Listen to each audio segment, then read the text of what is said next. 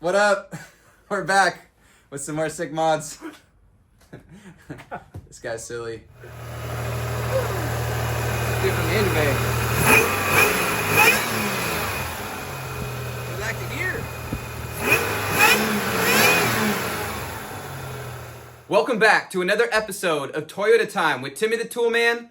I'm Sean, and today we're going to install URD's 7th Injector on my 2002 Toyota 4Runner with a second generation TRD Supercharger. Most of the third generation Toyota 4Runners are equipped with the 5VZ FE engine. So this will also apply to first gen Tacomas and some Tundras and the T100s, unless your 5VZ engine has an EGR, which is typically found in models that first introduced the 5VZ. So for example, the 1995.5 Tacoma, first gen, and a lot of the early T100s. But for more details, check out URD's website to see if this kit's compatible for you, because for those vehicles that do have the EGR, URD does recommend that you just go with the larger injectors because the 7th injector itself plugs into the EGR port on the back of the supercharger, and then you don't have a place to put it in. So what does the 7th injector do? Well, it's literally a 7th injector that you plug into the back of the supercharger that injects more fuel into your system. Now, the reason you want to install the 7th injector is to increase torque, increase horsepower, eliminate high RPM lean out, eliminate high gear, low RPM ping, which is what I'm experiencing, and provides the needed enrichment for throttle boost. Now, the main reason I want to install this kit on my truck is because I'm experiencing some pinging issues, which occurs when I'm at high speed, low RPM, and low boost. So I primarily experience this when I'm at freeway speeds. I'm not giving it much gas. It has low RPM. I have very low boost at that power band. And you can start to hear the engine ping, which sounds basically like marbles. And it's not good for the engine longevity. So this kit is really recommended for all 5VZFE applications that have the TRD Supercharger installed. And also, this kit is fantastic for any truck running a high boost pulley or a smaller pulley than the stock pulley that comes on the Supercharger, or anyone that wants to optimize their truck performance. Because with their calibration unit, you can fine-tune the tuning map that's preloaded, adjust it to your needs, and maximize performance on your engine. Now, although we're installing this on my blacktop second generation TRD Supercharger, this will also be compatible with the gray top first gen Supercharger. So if you're all about sick mods, this kit's for you. So you'll see some parts on the bench. Let's bring you in closer, show you what this kit includes, and some additional goodies for tuning that we're gonna get into in future videos. Let's take a look. So here's the URD performance calibration unit, the computer that you'll put behind the firewall inside the cabin. And you'll notice I have this plug and play harness that URD actually wires up. So when you order this kit, you can buy one of these plug and play harnesses so you don't mess with your factory wiring harness in case you want to go back to stock. And ultimately, if you don't want to mess with the wiring in general, although the instructions are pretty straightforward, this pretty much eliminates any wiring that you would need to do because URD does it for you and sends it to you already wired up with your unit. You can only get them to wire up this unit if you order both of these components at the same time from their website. So I just want to make that clear. Now, my kit was used, but you'll get everything you need to install this. So you'll have a fuel line assembly with a T, and then of course the 7th injector that it's connected to. You'll get a gasket to install this on the back of the Supercharger where the EGR port block-off plate is. You'll get some spark plugs, which are 2 steps cooler. I actually have 2 examples here. One of these spark plugs is the IK22, and one of them is the IK20. So these Denso plugs are some of the common colder step plugs that you can install on your setup. You'll receive this connector that plugs into the actual injector itself with some wiring, so you can feed this behind the firewall and make these 2 connections onto the URD performance calibration unit to complete that connection. And you'll also receive a higher flow fuel pump that you're gonna install into the gas tank. This fuel pump happens to be the Walbro fuel pump that they used to provide in their kits, but now they provide this fuel pump, and that's what we're gonna show you in this video. There's some other miscellaneous parts, like some zip ties, and this T for the vacuum line that connects up to this on the URD performance calibration unit. In addition to a vehicle-specific installation guide, it's important that you tell URD the year, make, and model of your vehicle so they can send you the appropriate instructions. And of course, the kit wouldn't be complete without a sticker. This definitely adds some horsepower. You'll also notice some other goodies here on the bench. I have this additional nose cone assembly for my blacktop supercharger, and you'll notice this red URD pulley, which is a little bit smaller to increase boost. So that is another option that you can get from URD to pull some more power from your setup. And I also have this original OEM TRD boost gauge for the A-pillar. And although I'm not going to install this in this video, I just wanted to show you some of the other components you'll want to consider when completing your whole setup. Now over here, we have some other goodies. I actually received this with a used supercharger that I purchased. And we have the split second software with a serial cable that goes to USB, so you can connect this to a computer and continue to fine-tune the map that URD preloads onto the box. And I also have this kit from Innovate Motorsports where I can also continue to fine-tune the system. So I'll have to figure that out on a later date, but stay tuned for some more content where we show you a little bit more about how to fine-tune your system. And we plan to provide additional tuning map files once we figure this out in the video description, so you can download those for free and apply them to your performance calibration unit. In case you want to load a map different than what comes on the performance calibration unit that URD sends. But for the most part, the preloaded map on this unit should suffice for 99% of vehicles that want to reap the benefits from this kit. So with all that said, this video is primarily going to show you how to hook up the additional fuel line and install the computer. We're not going to go into great detail on how to drop the tank and install the higher flow fuel pump, but we are going to show you the nuances of fitting this higher flow fuel pump to the sending unit assembly, because you do need to cut the pipe a little bit. So we're going to cut to some clips in this video to show you what we did there. So if you want to see a video of dropping the tank and accessing the fuel pump assembly or installing spark plugs, check out the video description below, because we already have videos in existence to show you those steps. So with all that said, we're going to show you how to install this additional fuel line for the 7th injector and the performance calibration unit into the truck. So let's get started.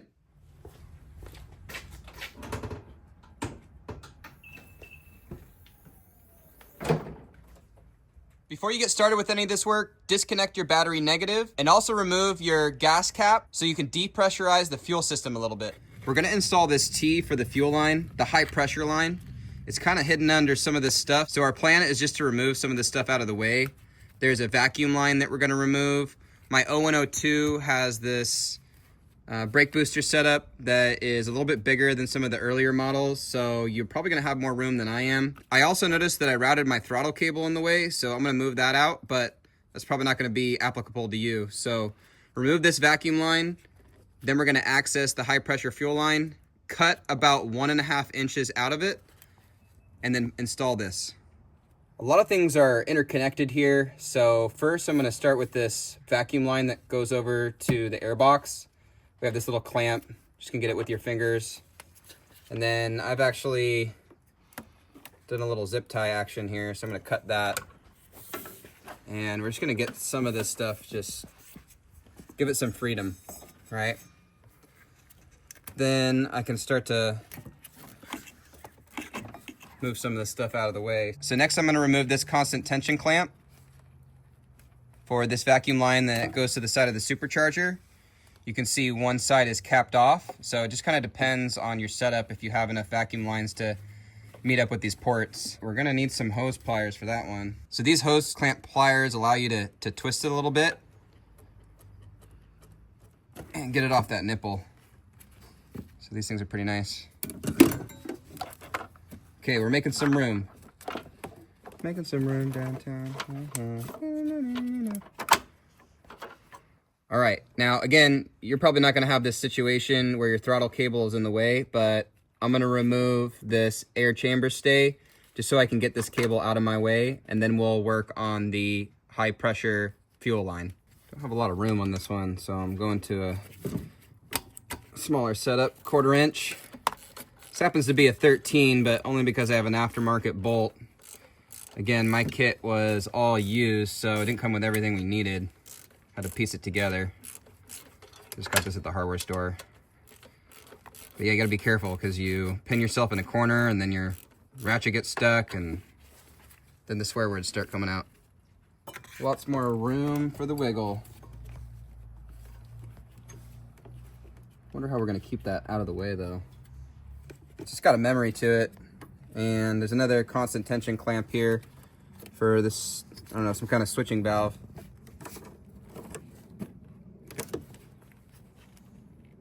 Ooh. All right, is it gonna be more cooperative now? What about that last one? That's okay. I think we got enough room now. So this is your high pressure line. Below it is your low pressure line. The way you know is this has this flare nut fitting connection, and below it, it's just a constant tension clamp to the hard line. So this is the one we're gonna cut. So don't cut the wrong one. We're gonna mock up and just kind of eyeball where we're gonna cut and cut out about 1.5 inches of line out and then fit this in there. So if you didn't know, this is gonna have fuel in it and it might spill on some stuff, so might put a rag down here, but we did remove the fuel cap, so hopefully that reduces a little bit of pressure. You could take it a step further and underneath the passenger seat behind the driver's side, you can disconnect that connection and turn over the engine a little bit to release some pressure, but hopefully it's not that bad. So we're gonna see firsthand what removing the fuel cap does and how much pressure this line really has. Basically what Sean is saying is you don't want to have any open flames, like you don't want to be smoking a cigarette or whatever else you like to smoke while cutting the fuel line. And if you are doing this in an enclosed area, get some ventilation going. You wouldn't want to be having fuel spilling if you have an open flame from a water heater or something like that. So we're not going to do any crazy measurements, but just going to mock it up, mark it with a paint pen, and then make our cuts. Okay, we marked it. I just want to measure it and see if it's 1.5 inches, because that seems like way more than 1.5 inches, because that's what the instructions call for. I have some used components here, and this particular component shows you where the previous hose line was, and you can see that the distance between these hose connections is about 2 3/4. Is about 2 3/4, almost 3 inches, but definitely more than 1.5 inches. So maybe we will follow the instructions and just cut out the amount of 1.5 inches instead of where we marked, because if we measure what we marked, it's a similar circumstance. It's about 3 inches, so we probably don't want to cut that much hose. 1.5 inches, let's mark that up and then make our cuts. I guess the key will be if 1.5 inches is going to allow for the hose not to be kinked once you add that additional fitting in there. So as long as it's not kinked, we're probably good to go. I think it'll be fine because this hose like pushes back quite a bit. So you're going to have a lot of You're going to have a lot of movement. It's not going to kink. Yeah. Okay. Well, we cut more like 2 inches, but whatever. It's all good. So here's our fuel line cut. We actually used the utility blade. I think what happens when you're using scissors, it kind of squishes the line and then it cuts it like uneven. So we just sawed it with a really fresh razor blade of sorts and tried to get the cleanest cut as possible. So before we get too deep into this, we want to put on our clamps. I actually got these Oetiker or ear clamps in place of the hose clamps that come with the kit, because I'm just not a big fan of hose clamps, to be honest. But anyways, this is optional. And if you want to use these types of clamps, we'll provide a link in the video description for this style. But let's put these clamps onto the line, and you'll want to get the right size. So that kit comes with a bunch of sizes. This one fits the diameter of the hose pretty snugly. There's barely any room, so when we clamp down on that, it should make a good connection. So we'll put these on both sides just to prepare for the inevitable, which is cinching these things down. The only thing I'm wondering is after you put it over the barb, will it fit over? Guess we'll soon find out, huh? We're gonna find out together. This T-fitting can rotate, so it doesn't really matter where this is going, because you'll want this side to go onto the 7th injector. And then you'll also notice I have another version which is not L-shaped, it's just straight. And this will be for the gray top supercharger, because the connection for the 7th injector is on the driver's side, and the connection for the 7th injector on the black top, like you see here, is on the passenger side. So we'll push this in there Will this clamp fit over? Let's see. Yeah, it will. Nice. Nice and tight, like a toiga. Let's get this side. Okay, make sure those fittings are pushed on there really good. You don't want fuel spilling out. Okay, I think we got it on there. So now we'll need to cinch down these clamps, make sure it's a permanent connection. So before we cinch down those clamps and make them tight, we'll just adjust this to where we think it's gonna go. And the unfortunate thing that I see right now is it's like right in the way of this nipple. Now that I'm looking at my cut for the high pressure line, I wish I would have cut this a little further back because I really don't like where this is sitting, to be honest. So that's just unfortunate, but learn from my mistake and maybe cut this further back. It also will help you hide this a little bit in case you're trying to dodge the smog guy and make sure he doesn't see that you added an aftermarket component. But you can also cover this with some split wire loom or maybe some vacuum line or something that looks like a vacuum line, so this is a little more discreet. But all in all, I'm not too stoked about where this is sitting, and it is what it is, so we just have to run with it. But you'll just want to manipulate this T so that the stainless steel line jumps over the supercharger and has enough room to connect to the top of this connection for the 7th injector. Looks like we have plenty of reach to make it over there, so all is well. So these Oetiker or single ear clamps, as the kit says, comes with this tool to clamp them together. Just get it on the end of the fitting and you squeeze with all your might. You gotta make noise when you squeeze it. That's a good clamp. That's a good clamp, baby. Maybe give it a little tug. Let's do the tug test. A rub and tug? Yeah, it's on there. Guess we'll know when we start the engine if fuel's leaking out. Sure will. We'll learn the hard way, huh? Then I gotta pull this one towards me. It's a little bit more difficult to access, but how do we get this in here? I'm gonna pull this in here. I'll pull this. Pull that. No, I got it. You ready? Yeah. Clamp her down, baby. Make the noise. That's how you know it's tight. Sweet. So there are two clamps cinched down, and we'll see if they hold tight once we start it up.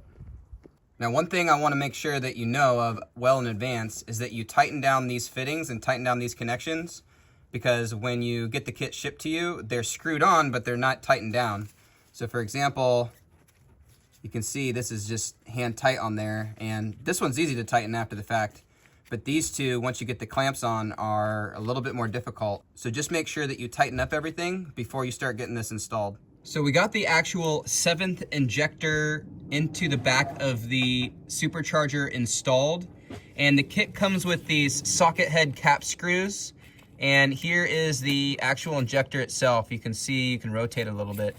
But here's the fitting for this L-shape stainless steel connection. And that will go on there, and we'll screw that up and make it real tight.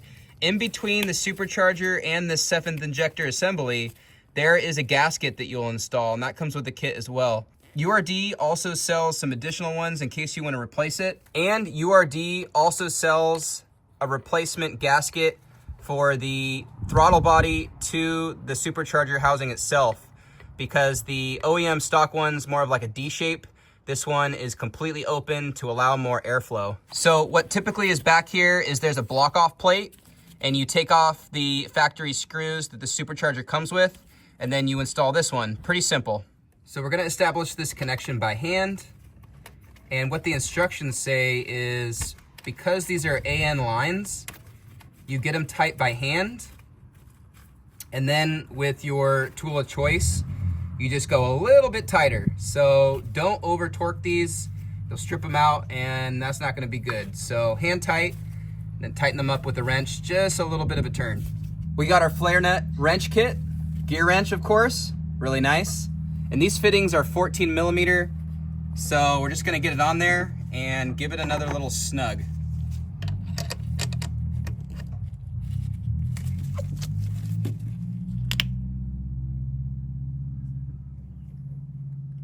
All right, that's good and tight.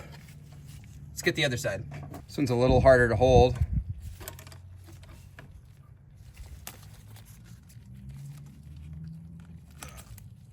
Gotta make the noise. That's good and tight. So next, to install the URD computer and run the wire and the vacuum line through the firewall and through where the main engine wiring harness goes through, we need to essentially remove this glove box. You can see that we have some Phillips or JIS screws at the bottom of the glove box here. So we're gonna unscrew those.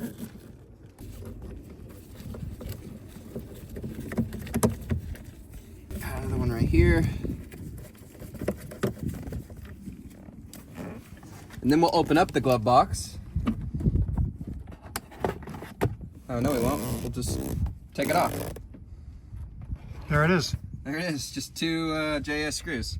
So now that the glove box is out of the way, we have, it looks like 3 10 millimeters that we're gonna remove. So we can get this cover out of the way to gain access to the ECU. And then that middle one, got one in each corner as well, the left and right corner. And it looks like they're all the same bolts, so shouldn't matter if you mix them up.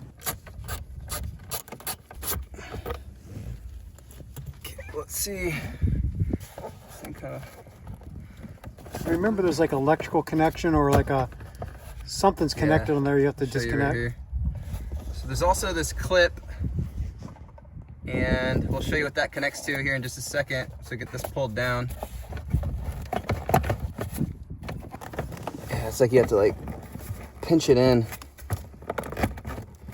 Yeah, so here's a clip for the airbag. So that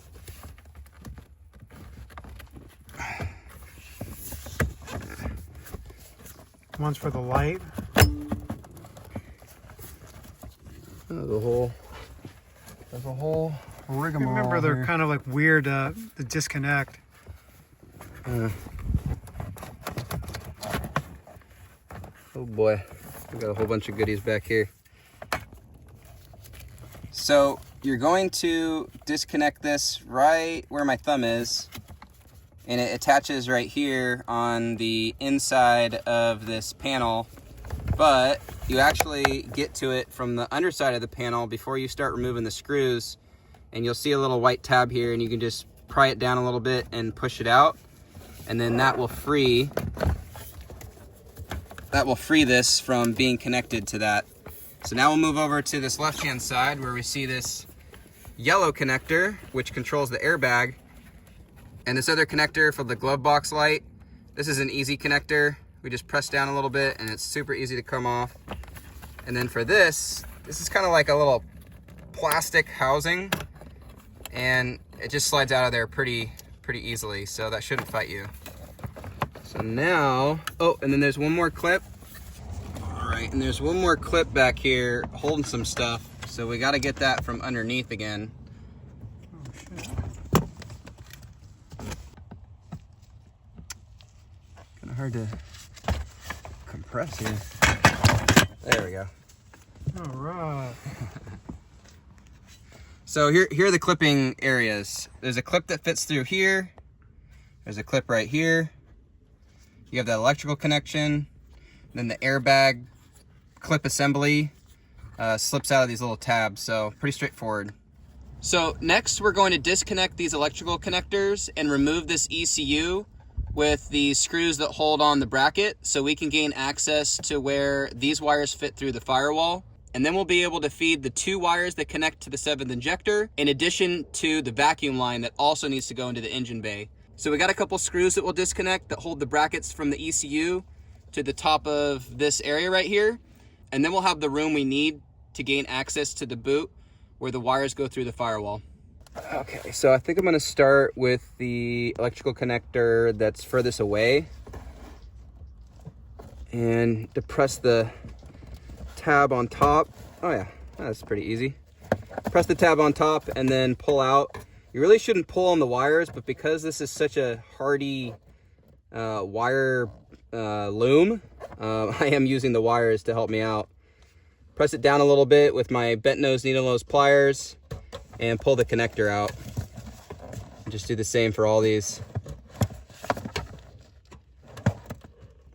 Yeah, these are coming out real nice actually.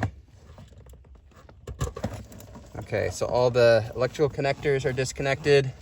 Now we're gonna move to the JAS screws that hold the bracket to this cross member of sorts inside here.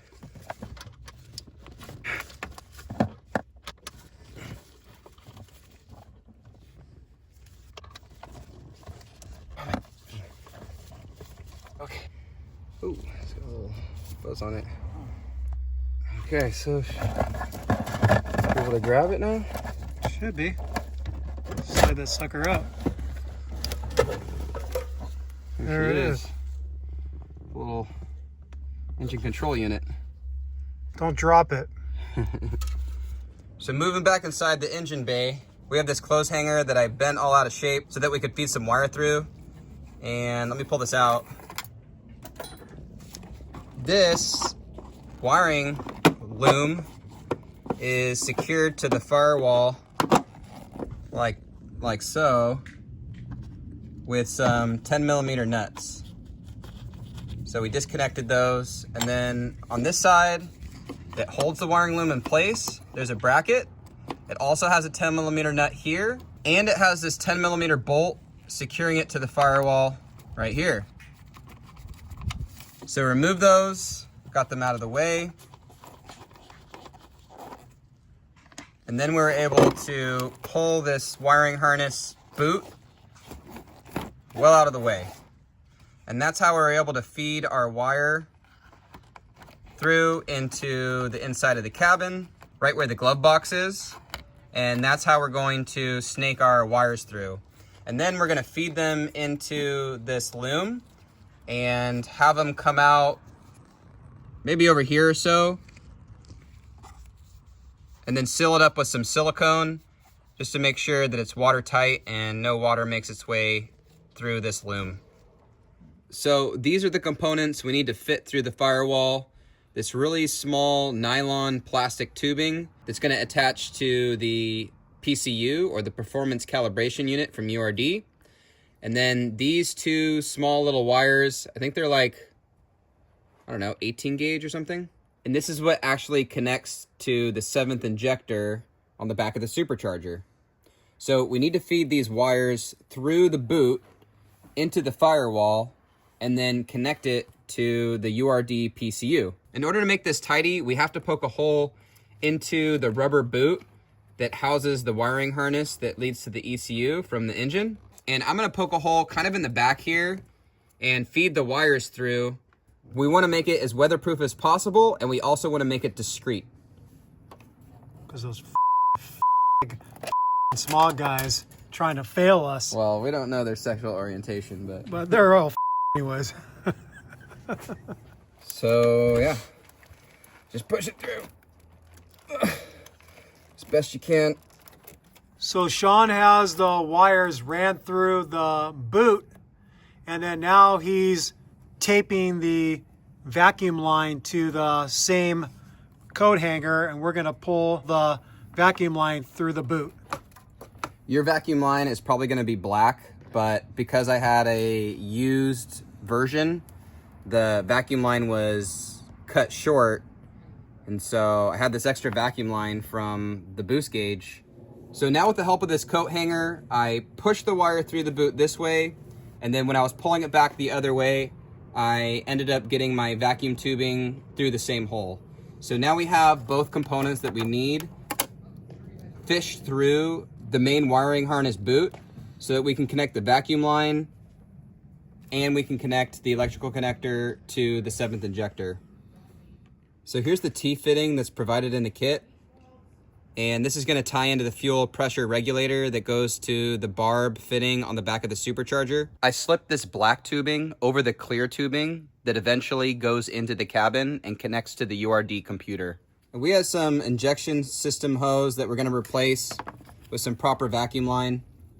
So we're going to fit on our tubing, and then one side's going to go to the fuel pressure regulator, and the other side's going to go to the back of the supercharger where the vacuum barb is. All right, so there's our T-fitting, all connected with the vacuum line.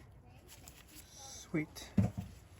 So you can see that the vacuum line is leaving the main engine harness wiring loom, and then it goes back through there along with the two wires that run to the electrical connector to the 7th injector, and then it snakes back there, and then you can see the T right there. I'll zoom in on it. And right down below there you can see the connection to the fuel pressure regulator, and then you can see where it hooks up to the nipple on the back of the supercharger. So that's the connection Sean just made. And here's the connection to the 7th injector right there. All right, so we're making the connections for the 7th injector wiring harness, and there's this tan wire and red wire. We're using heat shrink butt connectors. These are the bee's knees. We stripped our wire with these wire strippers. We're gonna fit the butt connector onto the wire. We're gonna crimp it, and then we're gonna use a heat gun to shrink it down. So I'll show you the final result here. We got one done. Now we're gonna do the red one. So here's the final product of the connector with the heat shrink tubing on it. And we got some nice strong connections, so we're good to go there. Now we get to connect the plug and play harness to the ECU, and then the original wiring from the engine harness is gonna connect to the back here, and then we'll be ready to go. In addition to making the connection for the vacuum line into the PCU, or this performance calibration unit, and then put everything back into place. So these are the same connectors as your, OEM connectors. So you just plug them in the order that they're in, and you're good to go.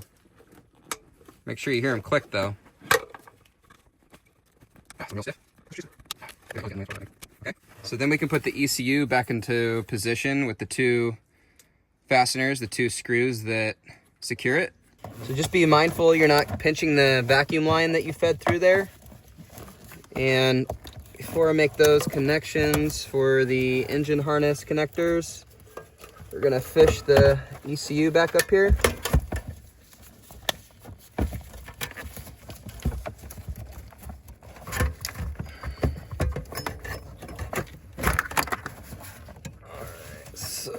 It's got to snap back into that little metal clip, huh? Which part? There's like a metal clip back there that the ECU snaps into. Is it already snapped in? Not so much a clip, but there's just like little hangers. A keeper. We have all this extra wiring, which is going to be interesting. And we'll make the electrical connections that come off the engine wiring harness into their respectful places. So, yeah, this is like a lot of extra wiring. So, okay. Well, we're gonna finagle this a little bit, make the connections, and then we'll come back and show you what it looks like. Okay, well, it looks like there is a lot of extra wiring here, and it's almost like this thing won't fit back in, but we did a test fitment, and it does fit back in. So these additional wires and the vacuum line is just gonna be kind of over here on the right-hand side and snake through. So we're gonna connect things back up and get this secured back with the 10mm bolts. Kind of difficult to move all this stuff. Yeah, I'm not gonna mess with that back connection, but I'll try to get this front one possible to see. It slides in, huh? It does slide in. Okay, there we go. Got it. Yikes. So much stuff here.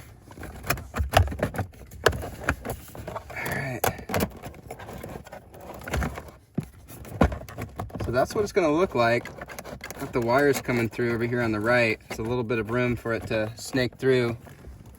I'm just wondering, like, once the glove box is in there, how those wires are going to be affected by the glove box. Well, soon find out. Time will tell, huh? So get the 3 10mm bolts that secure this, I don't know, this glove box back component. I don't even know what to call this thing. Little hider cover. The back cover for the glove box. We got 2 10mm bolts on both sides. And then there's one right smack dab in the middle, right here. All right, now we can put the new computer from URD into its little cubby. Also known as the glove box? Also known as the glove box. And get the glove box secured back in. There are these little tabs. They're gonna go on the inside. Or, I don't know, are these called tabs? I don't know what these are called. Yeah, tabs. Little tabs. Yeah. So there's some hooks at the bottom, and then these tabs on the side. And let's get the bottom hooked, and then you kind of bend the tabs around each side, kind of like stoppers. There we go. Now it's in there. How's those wires gonna fare like this? Oh yeah, well, kind of in the back, so push them around the side here. And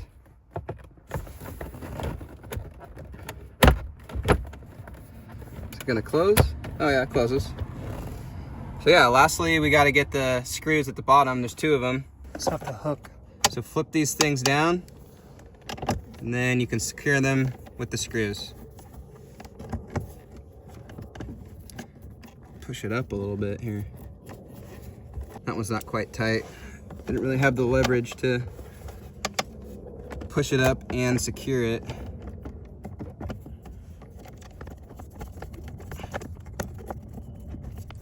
All right, so now we're on to the step where we're going to be replacing the fuel pump with the higher flow fuel pump. This is the stock fuel pump, and you can see that the fuel filter is still attached here. The new fuel pump is going to come with all new parts here that we're going to be replacing. And we just want to show you what we got set up over here, because we have 2 different fuel pumps. We have a Walbro GSS250, and this is what URD used to include in their 7th injector kit. I acquired this quite a number of years ago, and obviously I haven't installed it, so it's here for reference. But what currently comes with their kits is this DW100 fuel pump, and it comes with a spec sheet, and if you know how to read that, then you can check that out. So moving forward, you're probably going to see this in your kit. Now, these fuel pumps, whether you buy them from URD or you know which one to source, are going to come with everything you need to actually install it. And the one thing they include is a new connector. This connector is different than the stock connector. This is the stock connector, this is the Walbro connector, and the DW100 connector even looks a little bit different. So they're all pretty much proprietary. With that said, the stock connector is not going to fit into the fuel pump that I choose to install, so we got to splice this in. The kit comes with butt connectors. You can solder it. Be careful around gas, or you could potentially de-pin these and put them back in the connector. That's cool too. But at this stage, we want to show you the differences in this installation versus just a stock setup where you're just replacing the fuel pump with another stock one. Because the URD instructions call to shorten this tube by approximately 1/4 inch. We might do a little bit more, because the hose that they give you, the replacement hose, is actually longer as well. So we just need to make room for the longer or taller fuel pump to fit in this area. If we compare one of these with the stock fuel pump here, we'll notice that the nipple that this hose connects to and eventually connects to this hard line is a little bit higher, and so that's why they call for 1/4 inch. We might do a little bit more because we got plenty of hose, but long story short, you have to replace the connector and you have to shorten this hard line when installing this higher flow, taller fuel pump. So taking a look at this fuel filter, it looks a little bit different than the OEM or stock one, but that doesn't really matter. It's just filtering the fuel. Has a little green cap you're going to remove. So a little cap right here you're going to remove. And then they also give you this little clip because it might not be the same as the stock one here, and you kind of mangle it when you remove it, so it's nice that they include a new one. So there's a little post here, and you just line up the post, push it on, and then the way that you're going to actually secure it is with this little clip. So we'll get this out of the bag and push it on to that pin in the middle of the fuel pump. So this little bugger is pretty small. Don't lose it. So we're just gonna place it right over that top part, and then I'll push it on.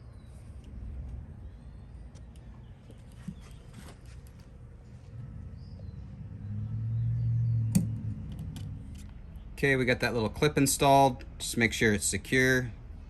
So this DW100 fuel pump that we're using comes with this grommet that typically you'd use, but this does not fit in properly. This doesn't fit in properly into this shape. So we're gonna reuse the stock little rubber grommet, and you can see that has the same shape as this cutout right here, so that's what we're gonna use. But we're gonna put it on top. It's not fitting perfect because it's not meant for that, but we'll kind of do a test fit here. So we have it roughly in place where it's going to live, and you can see the nipples extend past each other, and that's not gonna work. That's why we need to cut this a little bit so that the hose can fit over both nipples and they don't interfere with each other. So next we're gonna chop this off a little bit. Yeah, we don't want to have any touching nipples. Yeah, no crossing swords. Yeah. So to shorten this tube a little bit, we're using a pipe cutter. Now this pipe cutter is pretty big. The instructions say a small pipe cutter, but you gotta use what you got sometimes. And this floater is gonna get in the way of trying to rotate this to cut the tube as much as possible before we have to resort to maybe something else to cut the rest. But long story short, we're going to remove this little floater, and it's pretty simple. Just got two little screws here, JIS. Hopefully you have a JIS, otherwise don't strip them with your Phillips. Suckers are on there.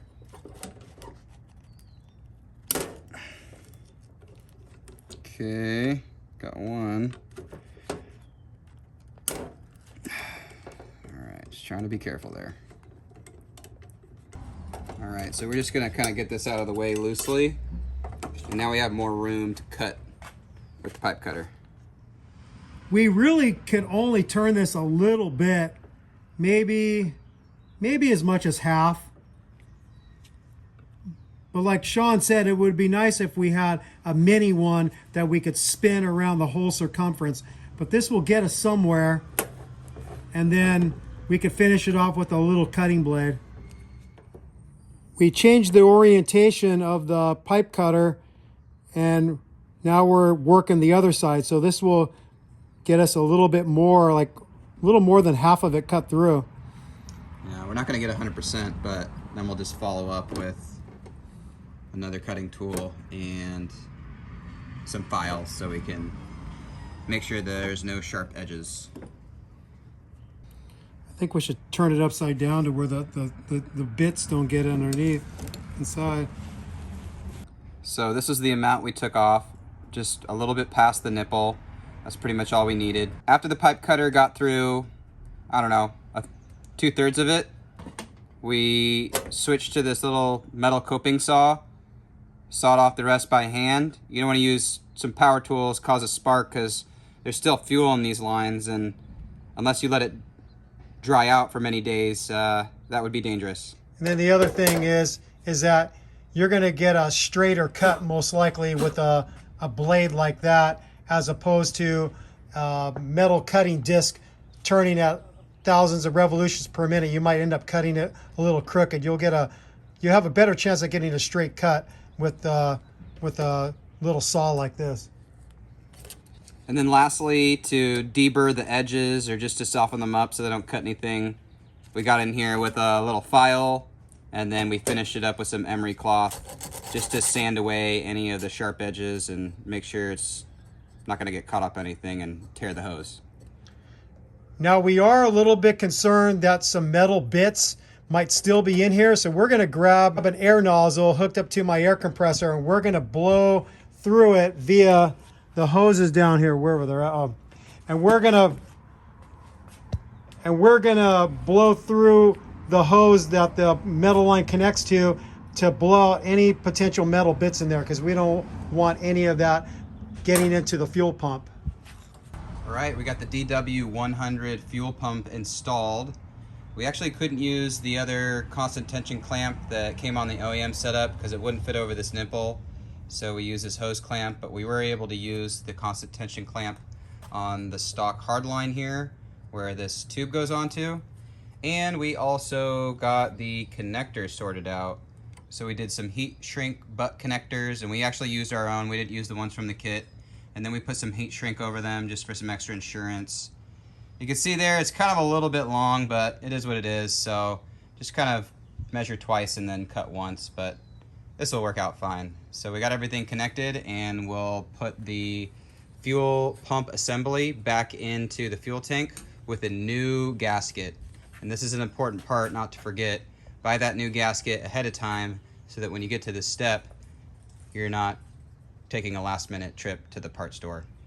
Here are the two gaskets side by side. This is the old one that we just took off. And you can see it's got some cracks and it's not as supple as it once was.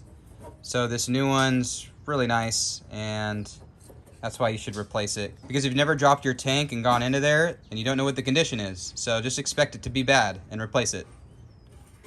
Well, we're all done with the install. Now we gotta start it. So that means we gotta reconnect our negative battery terminal. Let's get this thing connected back on. My Group 31 AGM battery here. It's a big boy. Okay. Okay, what do you think? Is it gonna start? Yeah, of course. It always does. Okay. Moment of truth. If I scream out that fuel is spilling everywhere, shut it down. Okay. You ready? Yep. Let's do it.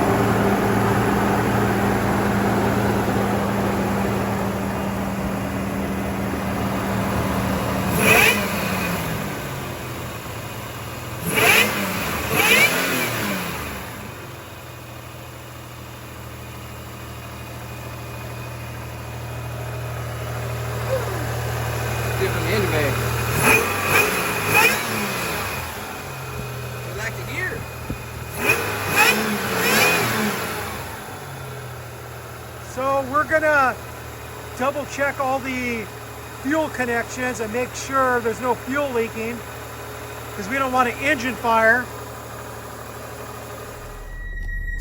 Okay, time for a test drive. Squeaky brakes. Sean's going skiing. Yeah. Alright. Nice glasses. Let's see what this thing can do with the 7th injector. Alright, let me actually... Look at that bro-dozer. That's a bro-dozer. Dude, that's just a bro. This is a Frodo Baggins. Okay, so... I think initially, you know, we're not going to be able to really understand if it's resolved any of the pinging issues, because that usually happens after the engine's been warmed up. And again, you're at low RPM, you're high miles per hour, and you're at low boost. So I guess for this kind of test drive around the neighborhood, we have to keep it under the speed limit, and I'll just give it some punches here and see how it works. We got some kids nearby, so we don't want to get them involved with this testing. And it's a little wet, so let's not skid out here. We'll wait till a flat part. This guy with his dog. Watch out for that guy. we're gonna come to a stop sign, and then I'm just gonna pedal to the metal, give it the beans, and see how it feels. Oh, those people will be upset at you. Oh no, they sure will. Yeah, maybe not right there.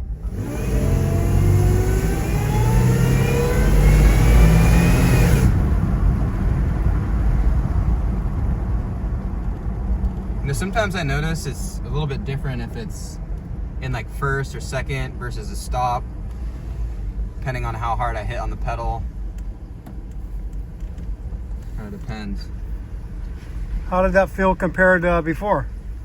Well, it felt kind of similar, but the problem is when you're moving versus at a complete stop, sometimes the engine kicks over a little bit differently. So let me go down another.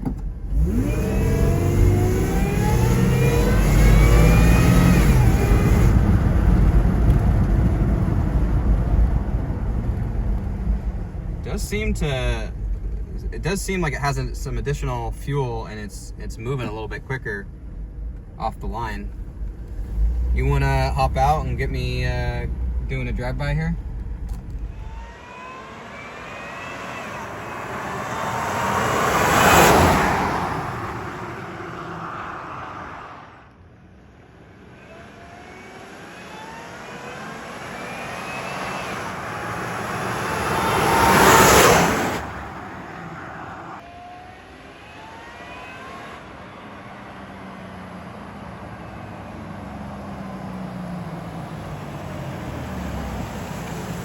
Supercharger. I got it way. I had it way zoomed in. Got it on a 5. Let's eat it. That looks like one of those mushrooms that will kill you. All right, we're back from our test drive, and you can definitely feel the truck pull a little bit harder. So far so good there as far as off the line acceleration. And then the true test is whether or not I notice any pinging on the freeway when I'm cruising at the speed limit or maybe a little bit over it. But ultimately, we're trying to cure the situation where you have a moderate speed, freeway speeds, low RPM, and low boost, because that's what generates the pinging. Now, overall, there's more to this kit than we showed you in the video. So like we mentioned in the beginning, we have other videos to show you how to install spark plugs, how to drop the fuel tank and access the fuel sending unit, and of course, install a cooler thermostat in your water neck. As mentioned in our TRD Supercharger installation video, a supercharger is one of the sickest mods you can do to your rig. And the way that you're gonna future-proof it, make it safer for the engine, is this URD Underdog Racing Development 7th Injector kit. So in the future, you're gonna see us put on a smaller pulley to get a little bit more boost out of the engine. And we'll also have a future video showing you how to install a boost gauge. So we'd love to hear from any of you out there in the comments below if you have a supercharger, if you have a 7th injector, or meth injection in your system. Because there are other methods to safeguard your engine, like that of a Haltech computer. So there's lots of options out there. You can also install larger injectors from that of a Supra. So that might be another future video of ours, since I've gotten my hands on Supra injectors in the past with a used supercharger kit that I bought. And ultimately, we intend for this supercharger saga to continue and show you along the way what we do to maximize the performance and also maintain engine longevity. So with all that said, if you haven't subscribed by now, just do us a solid. Click that subscribe button. It doesn't cost you anything, and it just allows us to continue to make videos like this for your viewing pleasure. So with all that said, we'll be back with more videos that highlight sick mods like this 7th injector kit and keep you informed on our Supercharger saga. So peace out, bye-bye, and we'll see you in the next video.